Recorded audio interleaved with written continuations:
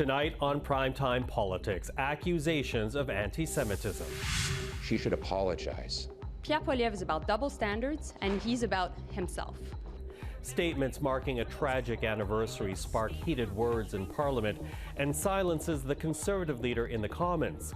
Coming up, we will share what was said today on the Hill. Also, as the fighting continues in the Middle East, we will speak with the representative of the Palestinian Delegation to Canada. We'll hear her thoughts on a war that has led to the loss of tens of thousands of lives in Gaza. And debate night in British Columbia. We'll check in on the provincial race as the campaign enters the last stretch. This is Primetime Politics.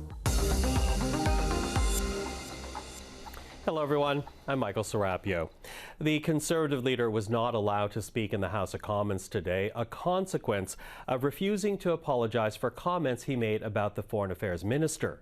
Yesterday, during question period, Pierre Poilievre accused Mélanie Joly of pandering to Hamas, a statement that he doubled down on today.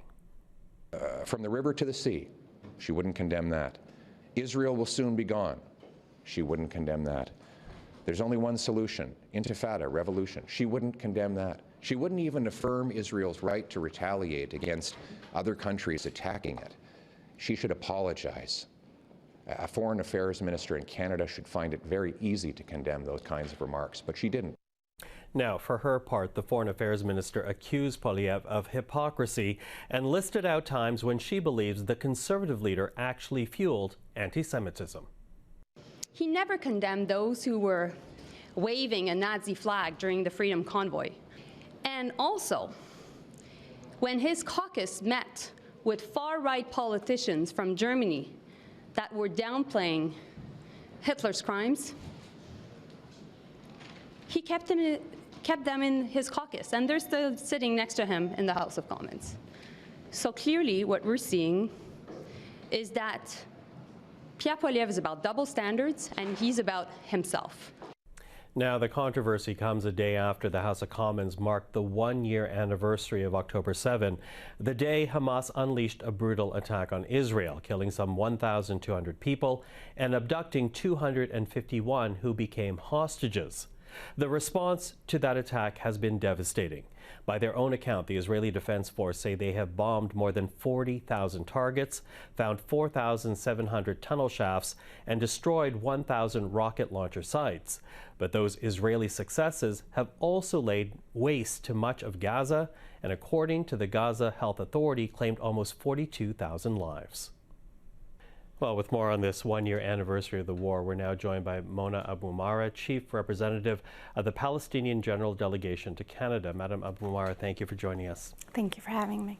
You know, I want to begin with what you feel about the actions you've seen from this country, because we've now, for a year, seen the pictures and we've seen the video of the devastation, the suffering in Gaza and what's happening to Palestinian civilians on the ground.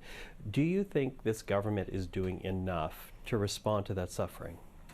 So first and foremost, it's a sad day because we can't see the same reaction towards an anniversary not of October 8th, but of a whole year of live-stream genocide. And we can't see the same response from the government, from issuing statements to remembering the 15,000 children, now 18,000 children that have been slaughtered in Gaza, the tens of thousands that have lost their life, the hundreds of thousands plus that have been injured, and 10,000 and more under the rubble.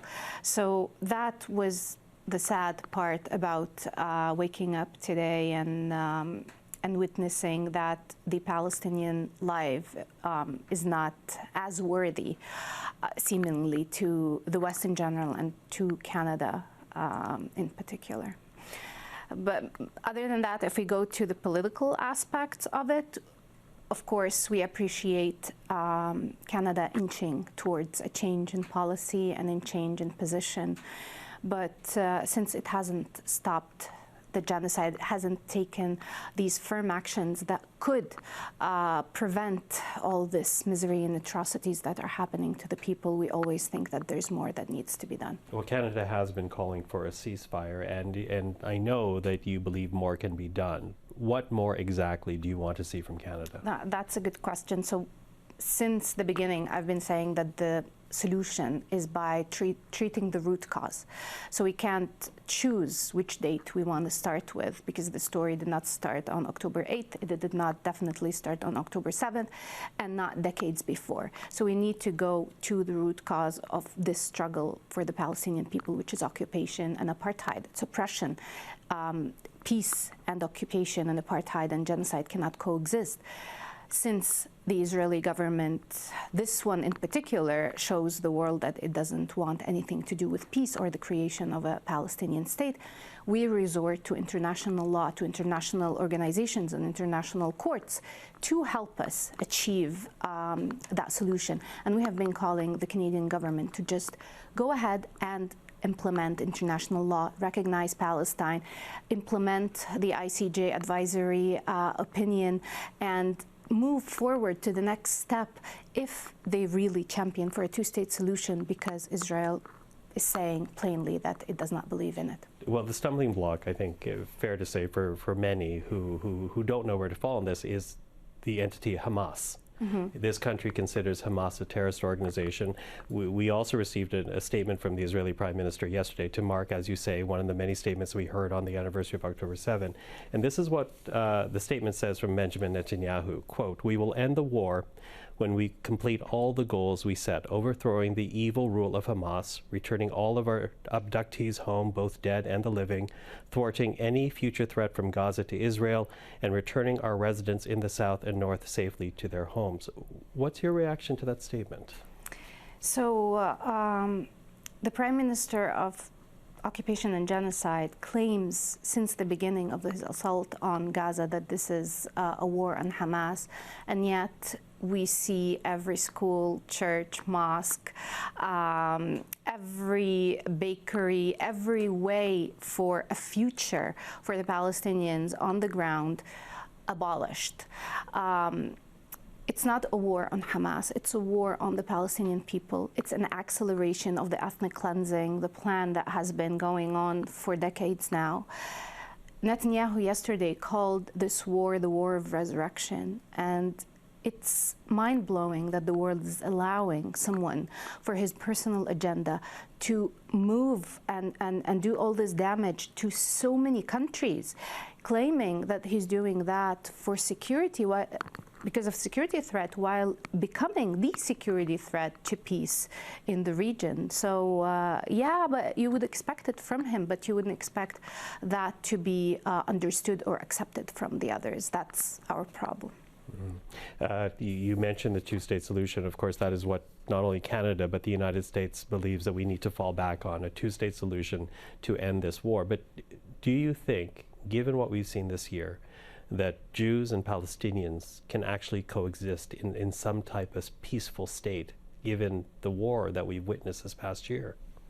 So, first and foremost for us, the struggle is not about religion or ethnicity.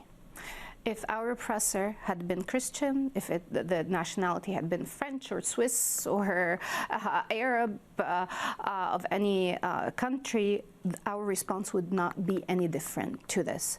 Palestine had Jews, Muslims, and Christians living together, so this is not something that we are inventing. The problem here is that Netanyahu is selling this illusion that he is defending Judaism and the Jewish people, while he hides behind the notion that it's a religious issue between Jews and Palestinians, just to make sure that the world sees that Israeli well-being depends on Palestinian demise.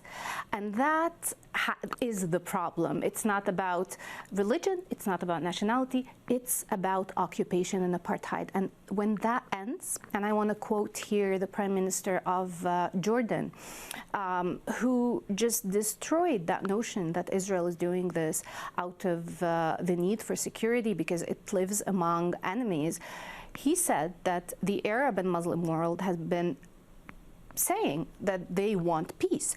57 countries stood, and he stood and spoke for them in the General Assembly, on the sidelines of the General Assembly, saying that at this point they would all agree to peace if Netanyahu ends the occupation of the Palestinian territory. So it's not the question of do we want or it's possible. It's the notion that Netanyahu wants the occupation and apartheid to stay in perpetuity, and Palestinians will not accept that in any way. Mm-hmm. Of course, the argument that has been raised is the fact that when they tried to pursue two-state solution, there was still incursions happening on Israel. So for it is very much, at least the way he posits it, a security proposition for Israel. Until Hamas, until Hezbollah are gone, there is no security for Israel. That's not true, because Netanyahu, until this day, he's saying that he calls the West Bank Judea and Samaria. So that's not a security issue.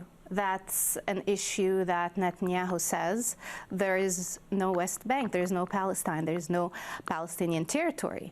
So it's the charade of hiding behind security is one thing, but when you divulge into the things that entail getting to a sovereign Palestinian state that brings peace, Netanyahu said that he would not allow it, that he was the person that decided the fate of Oslo Accords. So when you someone shows you who they are and what they want, you need to listen to them.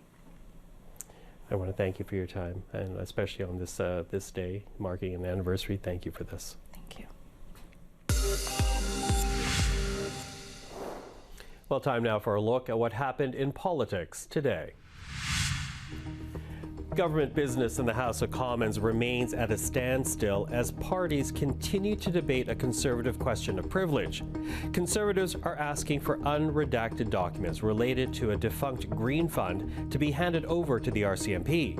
Conservatives argue it will expose government corruption, but the Trudeau Liberals argue the documents must first be examined by a Commons committee concerned about the potential violation of charter rights. Mr. Speaker, we welcome that. We will get this studied. Let's get this out of the House. But there's only one group of MPs that don't want that to happen, because what will come out is they are trying to abuse the extraordinary powers of this place, override the rights of Canadians, and get rid of police independence. The response from the government to a parliamentary order to produce the documents is, first of all, to break the order so that they can bury it at committee, while Conservatives want to make sure that this corruption, this scandal, sees the full daylight that it's deserved, and a referral to Canada's Royal Canadian Mounted Police. We are now in the second week of this impasse. This is all about gentle density, creating more homes for Canadians to live in. Finance Minister Chrystia Freeland announced several new measures today aimed at increasing housing supply. Among them, a change in mortgage rules to make it easier for homeowners to add a secondary suite to their property. The minister adds her government is also exploring the possibility of a vacant land tax in a bid to incentivize home building. Consultations were launched today. And finally, party leaders in British Columbia will hold a televised debate tonight. BC NDP leader David Eby, BC Conservative leader John Rustad, and BC Green Party leader Sonia Furstenau will take each other on in a debate moderated by Shachi Curl of the Angus Reid Institute.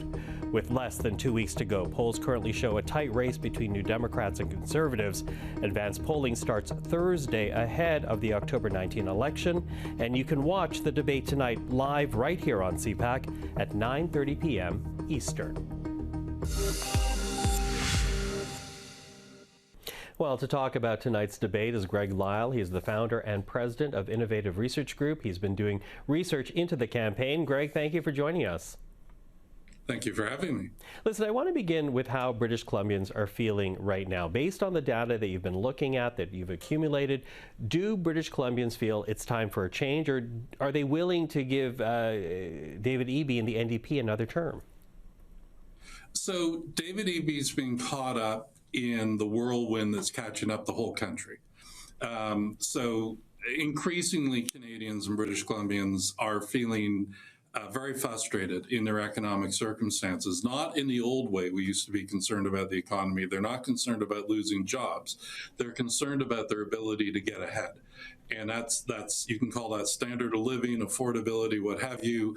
Housing is really a critical issue, especially in BC and especially among young people. So that is what's catching him up, in the macro, if you will. But without a doubt, this is also the result of BC United and really that leader's decision to suspend the party's campaign. And a reminder to people at home, BC United is the former BC Liberal Party. What has happened to the former BC Liberal vote? Because all of a sudden it came from a cakewalk for the NDP to one where they may not actually win come election day. Sure. Well, the BC United were in great trouble already. The Conservatives had basically pulled in all of the center-right vote, leaving the BC United with only about 10% of the vote. And so they just sort of recognized the writing on the wall when they shut their campaign down. So that's maybe a quarter of the vote that the BC United or the BC Liberals used to get. And the vote that was remaining with them has split pretty evenly between the BC Conservatives and the BC NDP. So it didn't end up making that much of a difference. The Conservatives were already on the rise. They were already very strong. And what you see when you look at people that say that they always voted BC Liberal sometimes or never voted BC Liberal is that you've got people that always voted BC Liberal voting NDP, and you've got people that never voted BC Liberal voting for the BC Conservatives. So it's a new game in town. Okay, a new game in town, which means that we're what, about a week and a half from voting day in BC. How are things looking between the parties right now? So the BC Conservatives have got the bigger wave, right? They're riding the anger and frustration that people have, particularly younger people. The BC NDP are an old-style political machine. They have a very strong ground game. They have hundreds of people organized in their campaign. They planned it out months in advance. And so, when you look at those two things together, you end up with a very, very tight race. In our numbers, what we saw in September was the Conservatives lost some of the edge that they come out of the summer with. And the BC NDP, with a very aggressive negative campaign against John Rusted and the BC Conservatives, were effective at closing that gap between themselves and the BC Conservatives. So now it's close. Maybe not as close as it looks because of the way the seats are falling. Okay, what does that mean then? What does that translate into? Well, you can see, as I mentioned, that they've shaken up the cart in terms of where traditional votes are. So we do see the BC Conservatives looking better in what we call north of the Malahat, places like Nanaimo, Parksville, Comox, Courtenay than the BC Liberals ever did. But on the other hand, the BC NDP are stronger on the west side of the Lower Mainland, the North Shore, the west side of Vancouver and Richmond, and they're also doing quite well in parts of what we call south of the Fraser, South Surrey, Langley, Abbotsford, better than they ever used to do. And so right now, when we look at those breaks, it doesn't look like the Conservatives are breaking through enough in traditional NDP area to make up for the NDP doing well in traditional free enterprise areas. Yeah, interesting to have those numbers as we really enter the last stretch. I have only about 20 seconds. Quickly, what will you be watching out for in tonight's debate? Who frames the election? So the NDP is basically trying to define this election as safe change versus scary change, and right now it looks like they're winning. Rusted needs to define it as real change versus no change. Okay, Greg Lyle, really appreciate this. Hopefully we'll speak again soon. Thank you for this. Thank you. Well, Marc Garneau will always occupy a special place in history. In 1984, he became the first Canadian in space. In 2001, he became the president of the Canadian Space Agency, and in 2006, entered federal politics, running for the Liberal Party in that year. He finally won his first election 2 years later and would go on to serve as Minister of Transport, then Foreign Affairs, both in the Trudeau government. A time captured in Garneau's new memoir that comes out today. It's called A Most Extraordinary Ride, Space Politics and the Pursuit of the Canadian Dream. Well, I'm happy to say that Marc Garneau joins us right now. Marc, good to see you again. Thank you for joining us. A pleasure, Michael. Now, I want to point out to people at home that you and we've already talked about your book, discussing your time as an astronaut during a fireside chat at the Spacebound conference here in Ottawa. So if you'll indulge me, I'm going to focus in on your time in politics with this conversation. And given just how toxic, how vitriolic debate has been in the House of Commons since Parliament returned last month, I have to wonder, are you glad you moved on or do you miss it? I don't miss it. It was time for me to move on, and I felt completely at peace. I really enjoyed my 14 and a half years of actively being a member of Parliament. But I do agree with you. The atmosphere is not very good these days. And I can remember making my last speech in the House of Commons on the 8th of March of last year, and encouraging my fellow members of Parliament on both sides of the House to find their better angels, and they all thought it was a good idea, but evidently they forgot. Why do you think it's gotten to be so toxic? Is it just the fact that it's at the end of a minority government, or is there something greater? No, I think it is because every 8 or 9 years after the same party has been in government, there tends to be a certain tension that builds up, certain fatigue. And I think in this particular case, it's gone further than even I would have anticipated. Really, some of the rhetoric is totally over the top. Mm-hmm. Well, you do write in your book that governments and their leaders are prone to falter over time. As mistakes are made, you say, the shine wears off. Some mistakes are forgiven, others are not. The difference often has to do with the size and the scope of the error. You know, this government continues to make the argument that its national child care program, that its dental care program, the incoming pharmacare program, the carbon rebate program, all of it, they say, creates more affordability for Canadians. And yet the government is blamed for high interest rates, the affordability crisis the last couple of years. Given what you just said and what you wrote in your book, I'm wondering, size and scope here, do you think there is any way back for this government? Well, I think as always applies after a party has been in power for 8, 9, 10 years, it is more of a struggle. There's no question about it. And by the way, I think the Liberal government has done some great things, and you named them. But as I say, this fatigue will set in, and sometimes it's a fatigue with the leader as well. So it's more challenging. But what I tell Canadians is that, look, there's going to be an election in the next year, and you have to choose very carefully. And that means looking at all of the options that are in front of you. Obviously, the Liberal Party is going to present its pitch when the election comes, and perhaps that will be viewed as the best way to go forward.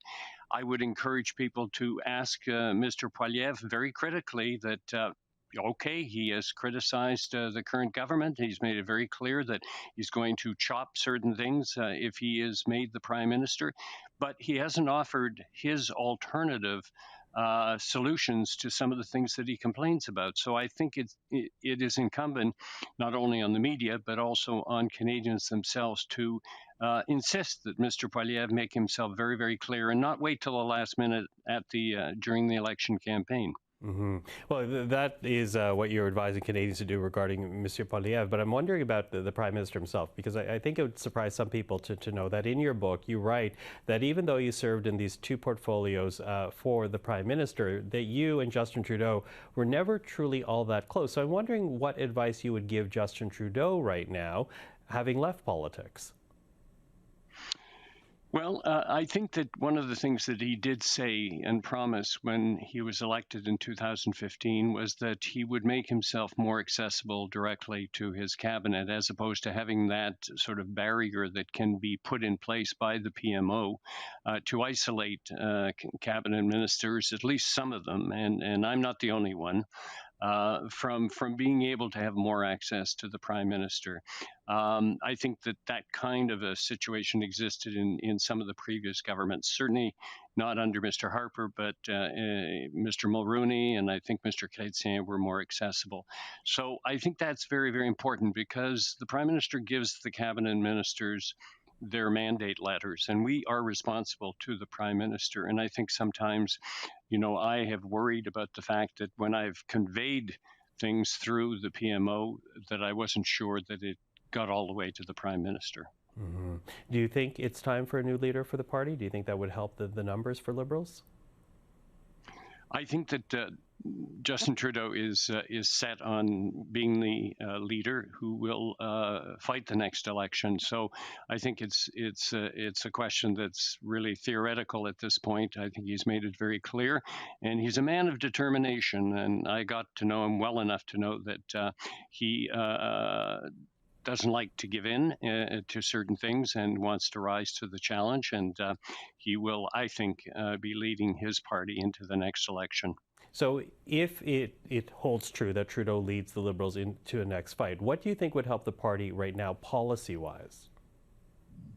Well, I think that it's important for a party to renew itself. That's a constant in politics. It's not unique to this particular period in time.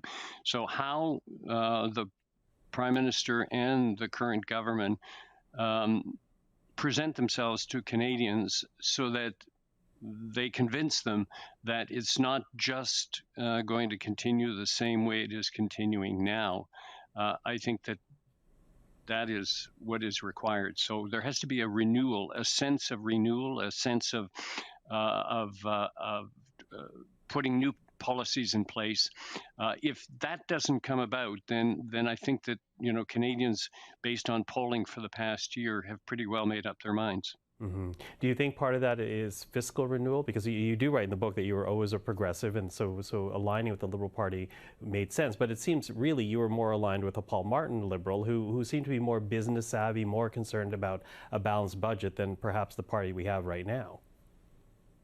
Yeah, I've always been a bit of a blue Liberal. I believe strongly in the social safety net, but I also believe in fiscal responsibility. And when people are at the moment complaining about the fact, and quite rightfully so, that the cost of living is a number one preoccupation, that housing is a preoccupation, but also the fact that that we have to put whatever money the federal government has as at its disposal to spend, that it has to be spent in certain areas. And I think at this point, it's very clear to me that there has to be some rejigging from that point of view. And we'll see. This is something that we won't know until the election comes along. But I think it's very important for Canadians to get a sense that the Liberal Party is also fiscally responsible at a time when people are having challenges from an economic point of view. Well, Marc, I have to say there's so much more that you and I can speak about, but thank you for joining the program today. Again, your memoir is called A Most Extraordinary Ride, Space Politics and the Pursuit of the Canadian Dream. It is out today, and if people want to see our fireside chat on your life in space, you can find it again on our website, cpac.ca. Marc Garneau, thank you for this. My pleasure, Michael. And that is Primetime Politics for this Tuesday. I'm Michael Serapio. For everyone here at CPAC, thank you for watching. Primetime Politics is back tomorrow night. Until then, take care.